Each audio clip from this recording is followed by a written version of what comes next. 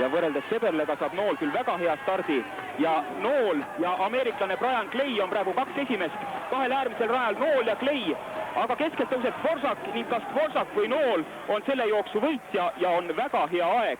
Nii et Erki Nool on teinud hiilgava alguse, võib öelda, 10 võistlusele. 100 meetri võiduga on Erki Nool Eesti rekordigraafikust juba päris tublisti ees ja hoiame nüüd pöialt, et Erki esimene katse õnnestuks. Ja pikk hüppe on.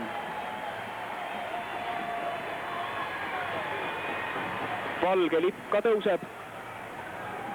Päris rahul Erki veel ei ole. Sihikul on 15 meetrit, kui avakatsel on saadud kirja enam-vähem korralik 14.29, siis sinna 15 meetri joone alla kuul lendabki. Nool on esimest korda, võiks öelda, selle võistluse käigus tõeliselt oma sooritusega rahul. Sellist emotsiooni ei näinud me isegi pärast 100 meetri. Näeme seda Erki Noole ilusat hüpet ja õnnestunud hüpet 2.03. Teine katse 2.03 ja nii Erki Nool hüppas sellest üle ja sellist sõjatantsu nagu 2 meetri ületamise järel ta ei teinud, aga tegi oma salto ja näitas ja Noole esikoha duell selles 400 meetri jooksus. Erki Nool tuleb lõpusirgel esimesena, Meissi 8. rajalt tõuseb nüüd Noole kõrvale, kuid Nool on veel sammu jagu ees. Lõpp on mõlemal mehel võimas, nüüd Nool nagu kangestub ja kas Meissi saab lõpus mööda või ei saa. Igal juhul Nool on jooksnud isikliku rekordi, nagu ta seda ka soovis ja mõlemad, nii Nool kui Meissi jooksid väga võimsa aja ja Noolel on nägu laia naeru täis. Tuumi läbi ka 445-62 jooksu oma selle hooaja teine rada Nool, 5. rada Meissi. Ja no nüüd saadakse minema ja Meissi jääb kohe stardis maha ja Nool tuleb stardist väga hästi välja. Gilles Warners jookseb hästi, komistab seal üks mees, aga nüüd on läinud prantslane Hernü juhtima. Nool nagu kaotab rütmi, aga Nool, vaatame, mis ajaga ta lõpuni jookseb. Koht on igal juhul 4. ja et Hernü jookseb nii hea aja kui 14.00, siis peaks olema ka Erki aeg igati korralik. 44.16 on siis ta heitnud oma parimas 10 võistluses, 44.47 on Noole isiklik rekord, 43.32 heitis ta tänavu Kötsises ja sinna kanti tulemust oleks vaja.